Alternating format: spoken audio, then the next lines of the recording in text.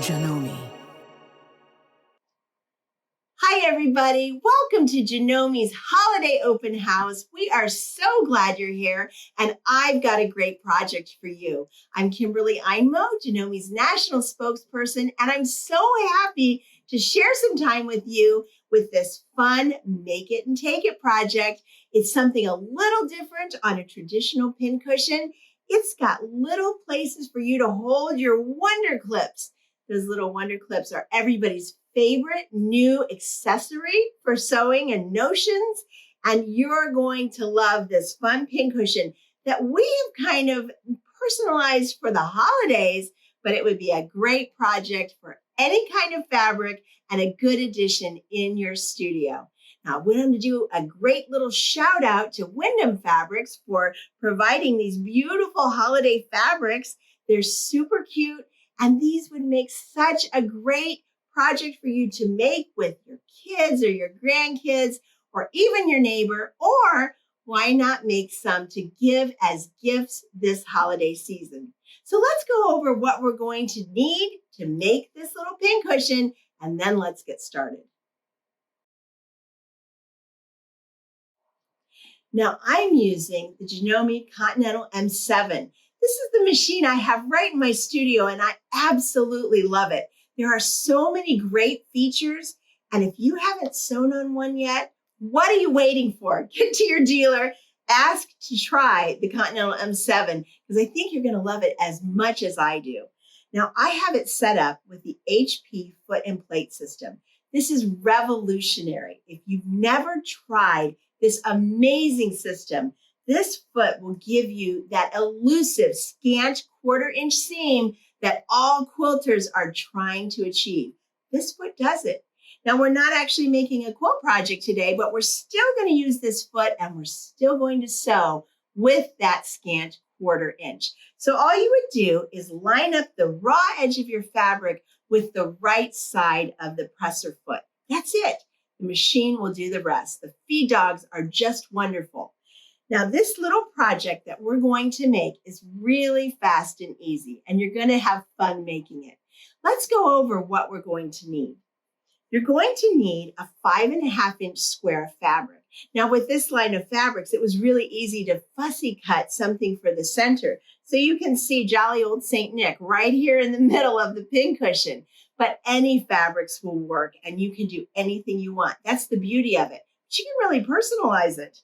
You'll need that 5.5 inch square. You'll also need, for the back of your pincushion, a 9.5 inch square of cotton fabric. I'm using cotton.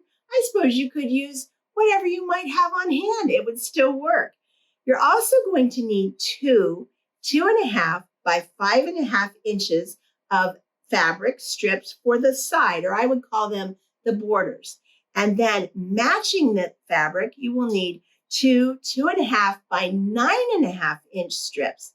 Now, these are all available on your handout, which is on the Janome website, or ask your Janome dealer to give you the handouts for this fun, free project. Last but not least, you're going to need some little pieces of vinyl, and these are cut 2.5 by 3.5 inches. And it's just a medium weight vinyl. This is what we're going to make to hold our Wonderclips. So it not only is a pincushion in the center, but you'll be able to put those Wonderclips on the side. So there you have it. You'll also need a ruler and a marking implement. That's it. And we're going to jump in, and I'm going to show you exactly how to put it all together. We're ready to start the assembly process for this fun project. Just follow along. It's really fun. I think you're going to love it. The first thing you're going to do is take your little pieces of vinyl and just fold them in half. Now, they're not going to make a real crease here, but you're just going to kind of finger press it a little bit, and then center that piece on the edge of your 5.5 inch square. Use some of those Wonderclips that you have to hold it in place. I just use 2 on each side for the moment, just to get it in place. And we're lining up the raw edge of the vinyl and the raw edge of the square. The next thing you're going to do is take one of your 2.5 by 5.5 inches of your fabric, that little border piece, and you're going to put it right sides together on top of the vinyl. So you're kind of sandwiching the vinyl in between the center square of your pincushion, and you just take those Wonderclips and you hold that all in place so that all the raw edges are aligned on one side. Now, I don't recommend using straight pins to hold these pieces in place because the holes remain in that vinyl. So if you can find something else to hold all these together, it's going to work much better than trying to use straight pins. Let's go ahead and put the other piece, another piece of this little vinyl folded unit here, right on the other side. Kind of eyeball it, just center it on the edge, and go ahead and clip that in place with your Wonderclips. And if you've never used Wonderclips before, oh my goodness, these are wonderful. I love them. They're a great addition in your sewing room. Take that second piece that's 2.5 by 5.5 inches and line it up. And again, clip this in place with your vinyl and your background fabric piece, or your center square, actually. This is what it's going to look like when you get these clipped on. So we have these right sides together with the vinyl pieces sandwiched right in the middle. Now let's go to the machine and let's stitch this down with that scant 1/4 inch. Now that we're at the machine, and this is what your HP foot and plate system looks like, we're just going to be aligning the raw edge of the fabric with the right edge of this foot. If for some reason on your machine where you're at, you don't have this system, by all means, put a 1/4 inch foot on. And Janome has lots of 1/4 inch feet. I like to say that presser feet are like women's shoes. They all do the same thing, but they each give you a different sense of style. So for right now, we're going to use this HP foot and plate. And here we go. We're just going to sew our perfect 1/4 inch. You see how I'm just lining that up right here along the edge. And this is a very forgiving project. So go ahead and just sew. And don't sew real fast. We don't need to sew super fast. We can slow the machine down and make sure that we get a lot of control with our project. Don't forget to use that thread cutter button, that little scissor button on your machine. And this is what your stitch should look like. Now, we can't use an iron here because guess what? This would melt if we touched it with a hot iron. So we're just going to give it a good finger press. If you have a fingernail, get that in there or use one of those little wooden irons. And now we have that little flap, that little vinyl flap already sewed on. Let's do it on the other side. Let's do one more, and then we'll go back and we'll add the other 2 sides. But here we go. Just sew kind of right up to the Wonderclip. Remove the Wonderclip. Keep going. Don't worry if it sounds like the needle is kind of punching through that vinyl. It's pretty heavy duty, and yet this machine goes right through it because it's got such a strong motor. Here we go. We've got both of those sewn on either side of your center square, and we have our little vinyl flaps. Just again, give it a little finger press. Don't ever try to touch a hot iron to this because boy, it will melt. Now we're going to go back and we're going to pin the other 2 vinyl pieces. We've got 2 pieces of our vinyl left, and we've got our 2.5 by 9.5 inch strips of fabric. Now we need to add these with our Wonderclips. So again, just fold these little vinyl pieces in half and just align them, kind of center it on that square. I always put a clip in to hold it initially, 1 or 2 clips, just to hold it while I align the border piece.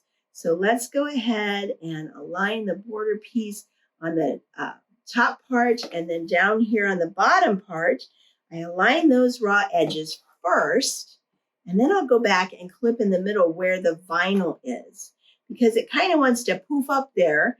And we just want to make sure that we've got this clipped into place so we can get it to our sewing machine and everything will stay lined up.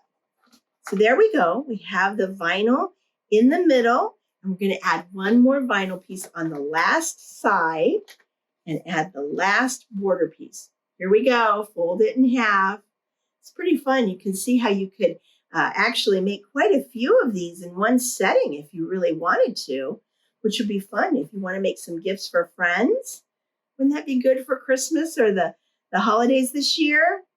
All right, we just want to put these right sides together. Again, I'm not using pins for this because I don't want to risk putting pins through that vinyl, but we want to align the raw edges, and Wonderclips work beautifully for this. And then we're just going to make sure we hold the vinyl down in place and clip, and I'm going to use one more clip to hold it all together. And we are going to go back to the sewing machine and sew these pieces on. So here's what your unit looks like now. We have the 2 vinyl pieces that we sewed on originally, and now we're going to add these vinyl pieces right here. So let's go ahead and line up the raw edges and align it with the presser foot and drop that presser foot. And we're just going to take a few stitches. You're going to have to use your fingers to kind of hold the edges in place as you move the Wonderclips out of the way. Go slow. We want some control here. And we're going to move the next Wonderclip and sew that. See, you can hear that strong motor going right through the vinyl and the cotton fabric. It doesn't slow the machine down one bit. That's why I love the Continental M7, one of the many reasons. Here we go. Look at this. It's coming together. You can see it coming together now. We have that little flap there. And again, just give it a finger press, no hot iron, whatever you do, because boy, that will melt those. And let's do the last side. Here we go. We're going to line it up at the top.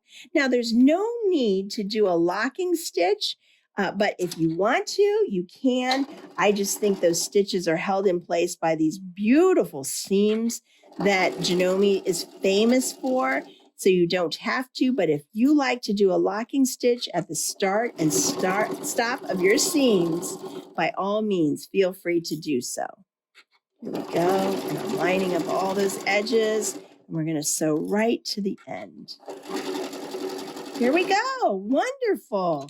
And push the little scissor button right here on the machine, and it clips your threads, and there's the top of our pincushion and Wonderclip holder. And we're just going to go ahead and make sure we finger press. And now we're ready to add the back piece. Now we have the top of our pincushion finished. That was easy, wasn't it? Now it's time to put the backing on. And here's what we're going to do.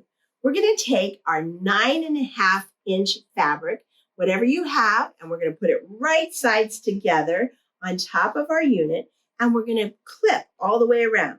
Now, if you wanted to pin here, you certainly could, because we're not in danger of pinning through any vinyl. But what you want to remember to do on one side is leave an opening about 3 inches. So you're going to leave an opening. We're going to start sewing. I will show you. We're going to sew all the way around and leave an opening for turning. That's really important. And we will want to use our locking stitch or a little reverse stitch there. So we do lock that into place so that when we're turning this right sides out, we make sure that those stitches don't pull out. But in the meantime, go ahead and line up the raw edges of your backing piece with the unit you just sewed, right sides together. Put little clips in or pins to hold it. We're going to go all the way around. Don't worry that it's puffed up a little bit. That vinyl doesn't lay down flat, and it's not meant to. We want to give the vinyl is a little bubble or a little crease there that gives a place for these little Wonderclips to clip right onto and hold onto. So let's go all the way around, put these clips on all 4 sides. Here we go. And here's the place where I'm going to leave open, about a 3 to 3.5 inch opening right here so that we don't sew there and we can turn it. Now let's go to the machine and let's get this stitched down. Now we're going to start sewing right about here, and we're going to leave this space open for turning. So when you get ready, go ahead and put it under the presser foot, and I'm going to remove the clip and lower the presser foot. And now I'm going to push the locking stitch, which is right here on my machine. It's this kind of looks like a target or a bullseye. go ahead and push that and it should blink right there. And then it's going to lock the stitches in place before it starts sewing. When it's done locking, you can go ahead and sew. And we're going to sew just about a 1/4 inch from the edge of the border right there.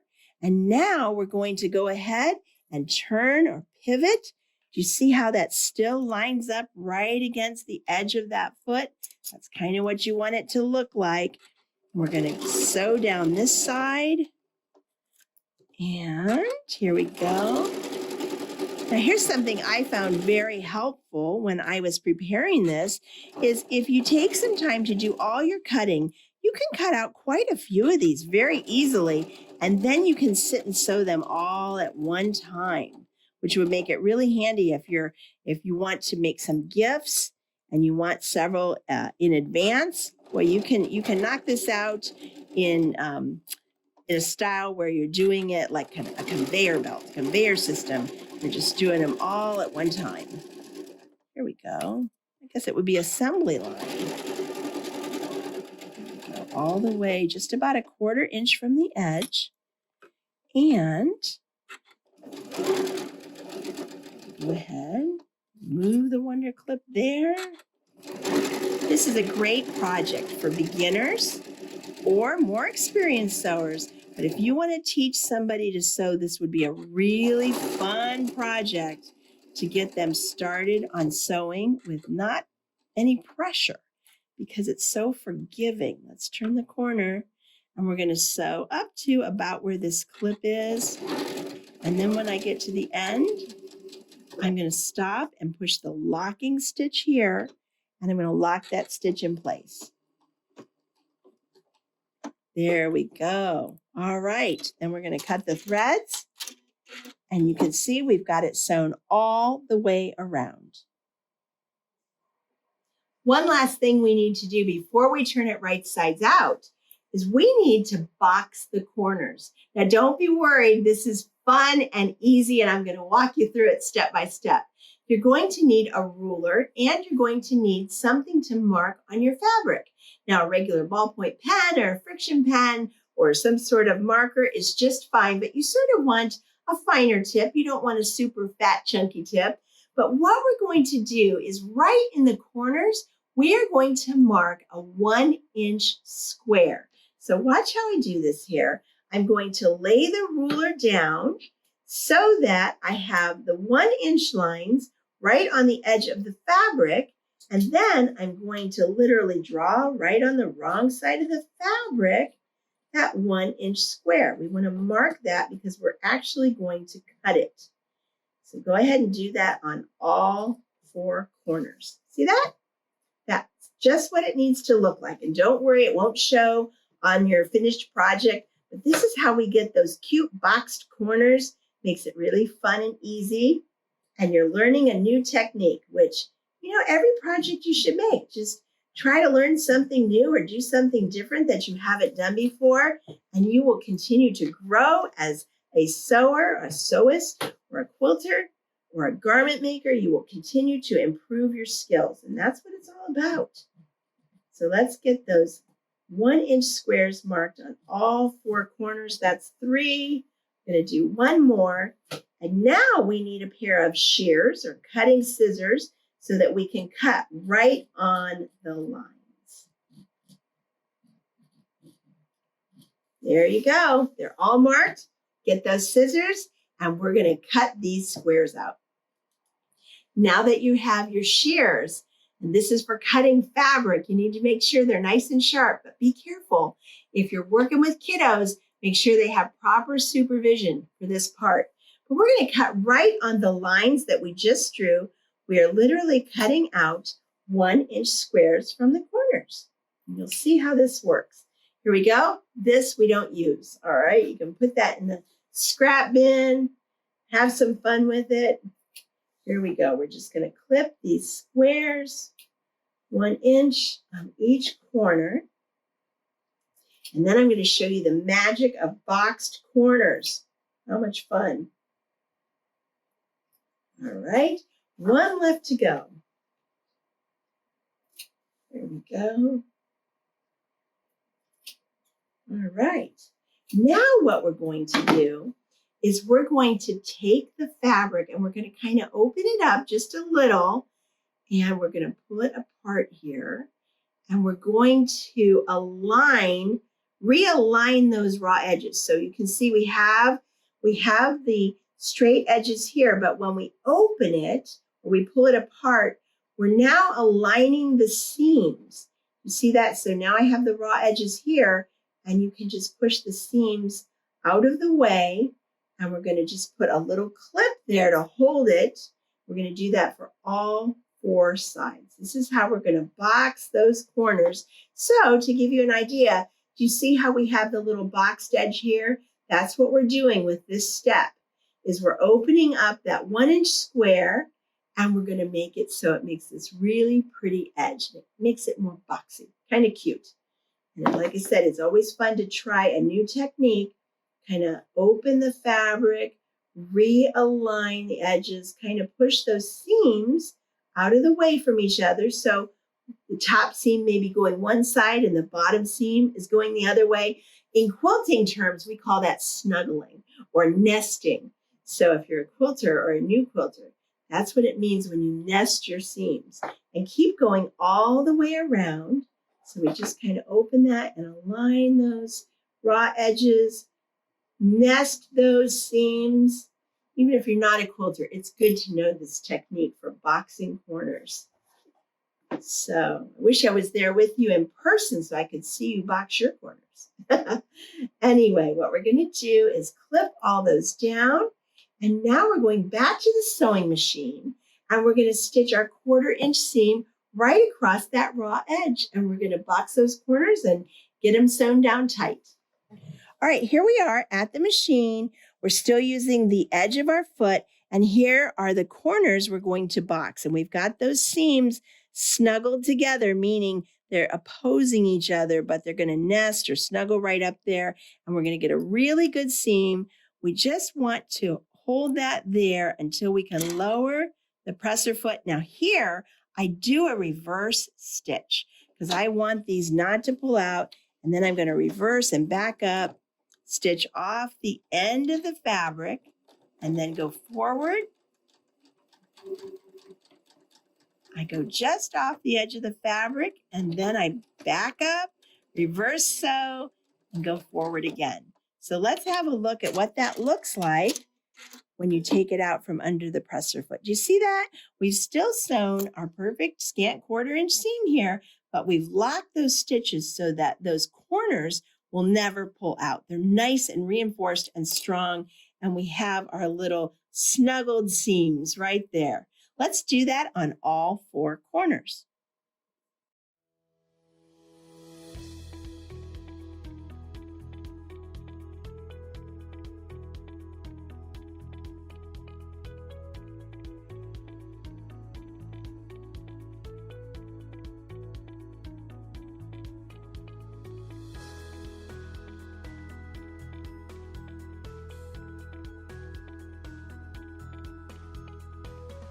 Okay, we're here ready to do our last boxed corner, but I wanted to show you something on this machine, and it's a feature I just dearly love. It is the automatic presser foot lifter, and this is a game changer if you don't have this on your machine. This little icon right here, it shows a presser foot with the needle down. If you touch it, it turns yellow, and that turns on this feature. What it will do is you can control how the presser foot lifts or lowers by touching the foot pedal with your foot. I can absolutely just touch the foot pedal, it lowers, and then every time I stop sewing or I reverse sew and then stop, it's going to lift the presser foot, but it leaves the needle down into your fabric. This is so helpful for so many sewing applications because it frees up your hands not to have to raise the presser foot. So watch again. I'll get to the end here. When I stop sewing, the needle stays down, but the presser foot lifts. And I love that feature. You're almost done with this fun project, and I'm proud of you. All right, this is what it's going to look like. We haven't turned it right sides out yet. It kind of looks like this little pillow inside out. Now it's time to turn it right side out. So find the opening where you had left that 3-inch opening and very carefully start working the pieces through. You want to just do one little piece of that vinyl at a time and just carefully push it right sides out. There we go. Look at that. It's always fun when I get to this part because then I get to see how it's coming together. This is an exciting time when you turn it right side out and you can see how pretty your boxed corners are. Look at how beautiful they are. We snuggled those seams and we have perfect points. So I'm real proud of you for learning that technique. Let's go ahead, continue turning it right side out. And now we need to stuff it with some polyfill. So get yourself a bag of polyfill. And there's other things you could use if you wanted to use old scraps of fabric or old pieces of wool or even yarn, recycled yarn pieces, or there's all kinds of things you can use. But I really like polyfill. And we're going to just stuff the opening. And this is where you get to make it as firm or as not firm as you want it. So you just kind of want to work the polyfill down into the corners like this. It takes more than you realize, actually. Once you start stuffing it, we're going to go through this whole bag here and get all of that bag of polyfill in there. And so we can stuff that in like this. Here we go. All right, one last little piece here. Get all that little goodness in there and try to get it down into the boxed corners because you want it to have, you want it to stand up pretty and make sure that it just kind of fills in. Get your hands in there, and this part's fun. And if you have really young kiddos, you could get some young kiddos, maybe kindergarten age or pre-kindergarten stuffing for you. You could get a little assembly line going and then kind of push it down. And now the last thing to do, and I like to do this by hand or machine, is you're going to fold the raw edges over, and you can either take a needle and thread and whip stitch the opening close. And I'll just use this one right here. I just closed it with a needle and thread, or you can actually sew it closed with your machine. But you wouldn't use that 1/4-inch seam allowance now because that would create too much of a little flap there. So just kind of work at that. That's real easy to close that opening. And then all you need to do is add your Wonderclips and you're done. You are ready for the holidays. You're ready for gift giving. You're ready to treat yourself for a new fun pincushion in your studio. So there you go. There's our little Wonderclip holder and pincushion. And I hope you had as much fun making this as I had sharing it with you. And I hope you'll share it with a friend. So thank you so much for joining me and all the wonderful people at Janome who sincerely wish you a very happy holiday. And we hope you will check back for more great projects. We've got a lot happening with our holiday open house. This was just one of many projects we're happy to share with you, and I'll see you next time. Thanks for joining me. Bye-bye.